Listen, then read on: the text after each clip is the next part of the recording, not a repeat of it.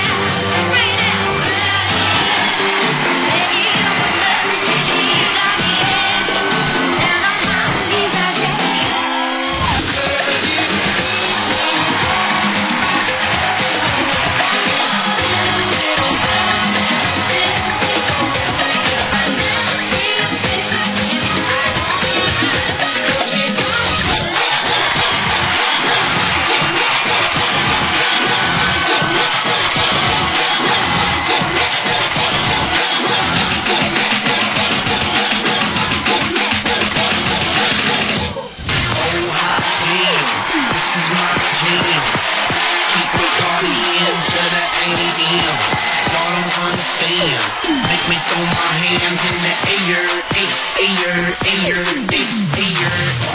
We only got 4 minutes to save the world. No hesitating.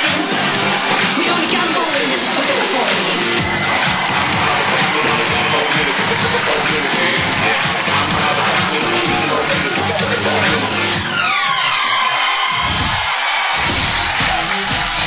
Ang tatlong pairs na nakakuha ng highest average scores from their previous performance, and tonight's performance will automatically be safe and will go on to the next round. Bakit?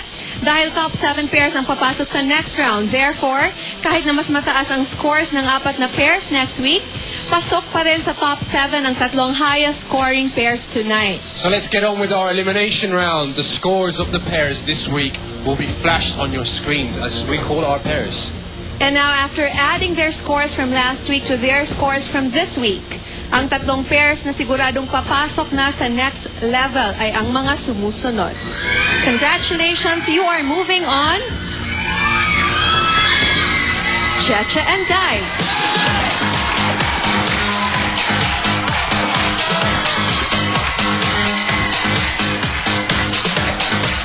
Our next pair. You can start rehearsing your next dance because you're in. Gab and Jasmine.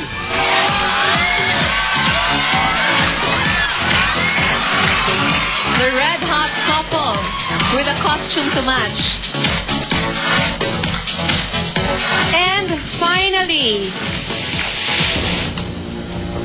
the last pair na pwede nang magpahinga ng maluwag because you are moving on to level 3. Congratulations, Danilo and Steph. We're very sorry, Shuri and Kiko and Jolan and JL. You are the bottom 2 pairs for tonight. Di muna namin i-reveal ang inyong mga scores for this week kasi may chance pa rin kayong makapasok sa next round. At yan ay depende sa performances ng ating next 4 pairs. Kaya wag muna kayong mawala ng pag-asa. So we have 4 pairs next week who are all hoping to move on to level 3. Madala kaya sila ng kanilang routines to the next level or may makakakuha ng mas mababang scores sa ating bottom 2 pairs tonight? Lahat ng katanungan yan ay masasagot next Sunday, so you really have to tune in talaga to the show. Thank you, John, for joining me again tonight. You're welcome. Believe me, it was my pleasure. Ako pa rin ang kasama mo next week. Naku, masaya na naman ang ating mga female audiences, ang staff ng buong TV5 na bumababa pag nandito si John. Kasama na rin ang ating mga Smurfettes. And because we know, John, that it's your birthday, we can't let the night end without giving you a chance to make a wish. There's our cake for you. Wow. Thank you so much. Thank you to the Shall We Dance production crew, to the dancers, everyone. Thank you, Lucy. Wow. Nagulat ako. Sige. Make a wish before you blow the candle.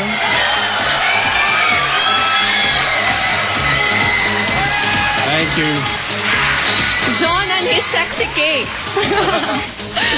So until next week, keep dancing, keep smiling, and join us again here on Shall We Dance? Search for the Dance Superstars.